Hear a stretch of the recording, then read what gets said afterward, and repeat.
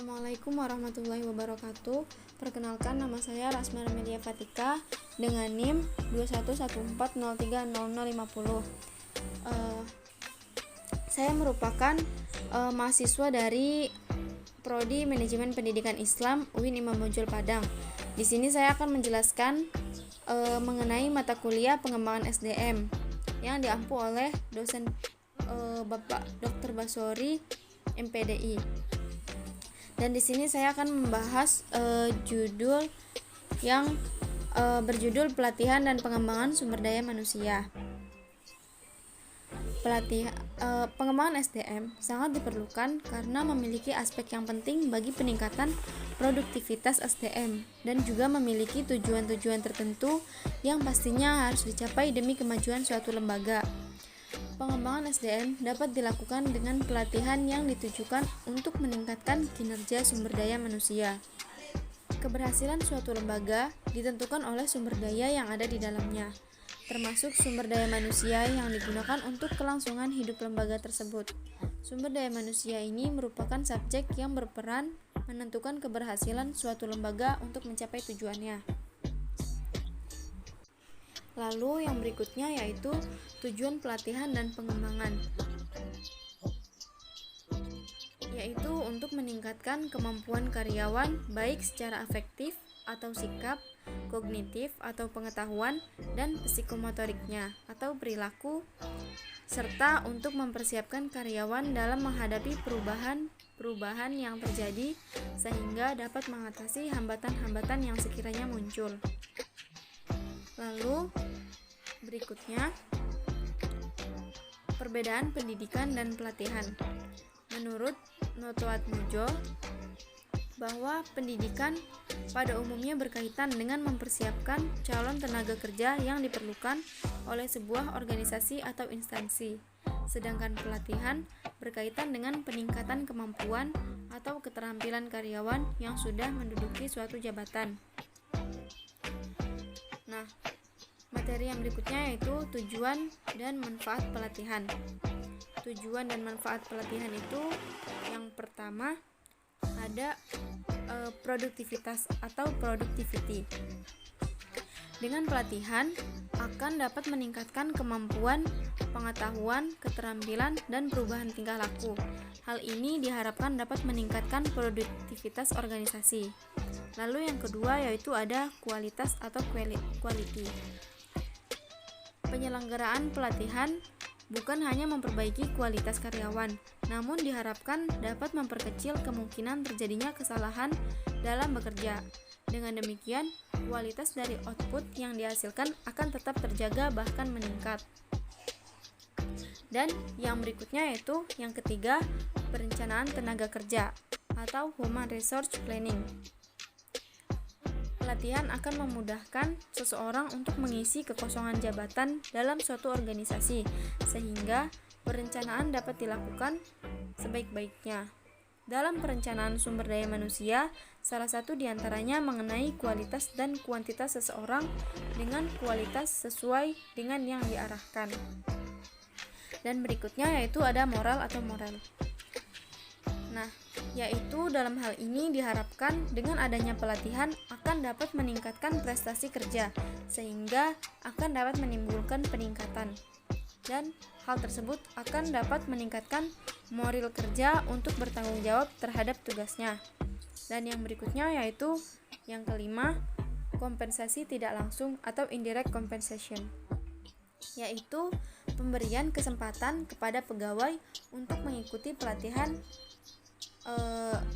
dapat diartikan sebagai pemberian balas jasa atas prestasi yang telah dicapai pada waktu yang lalu, di mana dengan mengikuti program tersebut, pegawai yang bersangkutan mempunyai kesempatan untuk lebih dapat mengembangkan diri. Dan yang berikutnya yaitu keselamatan dan kesehatan atau health and safety. Ini merupakan langkah terbaik dalam mencegah atau mengurangi terjadinya kecelakaan kerja dalam suatu organisasi, sehingga akan menciptakan suasana kerja yang tenang, aman, dan adanya stabilitas pada sikap mental pada diri seseorang. Dan yang terakhir yaitu ada nomor 7, pencegahan kadaluarsa atau obsolescence prevention. Maksudnya yaitu pelatihan akan mendorong inisiatif dan kreativitas pegawai. Langkah ini diharapkan akan mencegah pegawai dari sifat kadaluarsa. Artinya, kemampuan yang dimiliki oleh pegawai dapat menyesuaikan diri dengan perkembangan teknologi. Dan materi yang berikutnya yaitu mengenai bentuk-bentuk pengembangan sumber daya manusia. Menurut Hasibuan, bentuk pengembangan ini dikelompokkan menjadi 2, yaitu yang pertama pengembangan secara informal dan yang kedua pengembangan secara formal. Untuk lebih mengetahui, kita akan membahas pengembangan yang sudah dikelompokkan tadi, di mana yang pertama yaitu pengembangan secara informal. Pengembangan secara informal yaitu atas keinginan dan usaha sendiri untuk melatih dan mengembangkan dirinya dengan mempelajari buku-buku yang ada hubungannya dengan tanggung jawabnya. Pengembangan secara informal menunjukkan bahwa karyawan tersebut berkeinginan keras untuk maju dengan cara meningkatkan kemampuan kerjanya. Hal ini bermanfaat bagi perusahaan karena produktivitas kerja karyawan semakin besar. Di samping itu juga efisiensi dan produktivitasnya akan semakin baik. Lalu yang berikutnya yang kedua yaitu pengembangan secara formal. Pengembangan secara formal ini yaitu karyawan ditugaskan perusahaan untuk mengikuti pendidikan atau latihan baik yang dilakukan perusahaan maupun yang dilaksanakan oleh lembaga-lembaga pelatihan. Pengembangan secara formal ini dilakukan di perusahaan karena tuntutan pekerjaan saat ini ataupun masa mendatang. Hal ini untuk peningkatan karir seseorang. Lalu materi yang berikutnya ada tujuan pengembangan sumber daya manusia. Nah, tujuan pengembangan sumber daya manusia ini adalah untuk memperbaiki efektivitas dan efisiensi kerja mereka dalam melaksanakan dan mencapai sasaran program-program kerja yang telah ditetapkan. Perbaikan efektivitas dan efisiensi karyawan dapat dicapai dengan meningkatkan pengetahuan, keterampilan, dan sikap karyawan terhadap tugas-tugasnya. Lalu, adapun beberapa tujuan pengembangan menurut Tohardi, di antaranya yang pertama ada produktivitas, yang kedua efisiensi, yang ketiga kerusakan, yang keempat kecelakaan, yang kelima pelayanan, yang keenam moral, yang ketujuh karir, yang kedelapan konseptual, yang kesembilan kepemimpinan, yang kesepuluh balas jasa, dan yang terakhir yaitu yang ke-11 konsumen. Nah, kita akan membahas tujuan pengembangan tersebut menurut Tohardi, di mana yang pertama yaitu produktivitas. Dengan pengembangan, produktivitas kerja karyawan akan meningkat, kualitas dan kuantitas produksi akan semakin baik karena technical skill, human skill, dan managerial skill karyawan yang semakin baik. Lalu yang kedua, efisiensi. Dalam hal ini, tujuan pengembangan karyawan untuk meningkatkan efisiensi sumber daya manusia, waktu, bahan baku, dan mengurangi arusnya mesin-mesin. Pemborosan berkurang, biaya produktif relatif kecil sehingga daya saing perusahaan semakin kecil. Lalu yang ketiga ada kerusakan. Dalam hal ini, pengembangan karyawan bertujuan untuk mengurangi kerusakan barang, produksi dan mesin-mesin. Maksudnya adalah karena karyawan semakin ahli dan terampil dalam melaksanakan pekerjaannya. Dan yang keempat yaitu kecelakaan. Dengan adanya pengembangan, maka ini bertujuan untuk mengurangi tingkat kecelakaan karyawan sehingga jumlah biaya pengobatan yang dikeluarkan oleh perusahaan berkurang. Dan berikutnya yaitu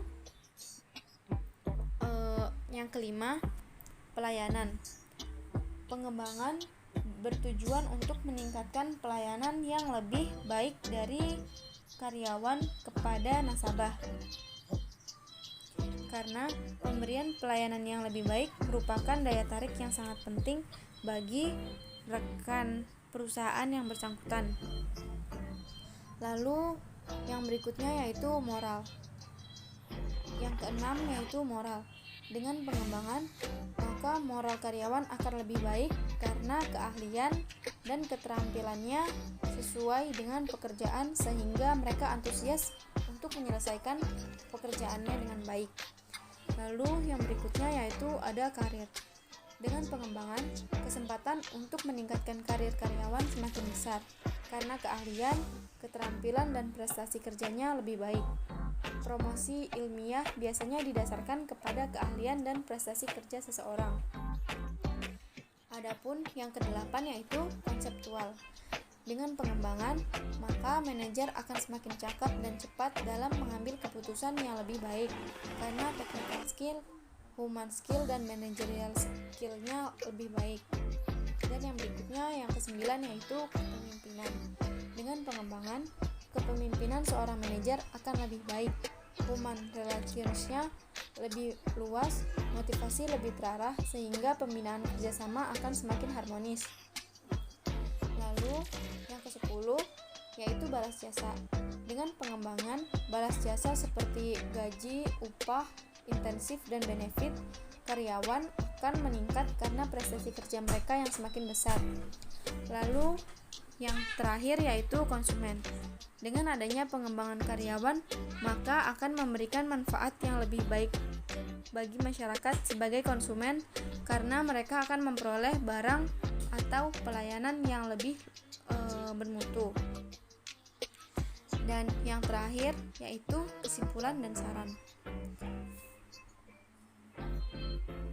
Kesimpulan dan saran dalam di sini yaitu bahwa pelatihan ini merupakan upaya yang sistematis dan terencana untuk mengubah atau mengembangkan pengetahuan serta keterampilan dan sikap melalui pengalaman belajar dalam rangka meningkatkan efektivitas kinerja kegiatan atau berbagai kegiatan. Dalam hal ini, pelatihan harus dilaksanakan dengan sebaik-baiknya agar tujuan dapat dicapai secara efektif dan efisien.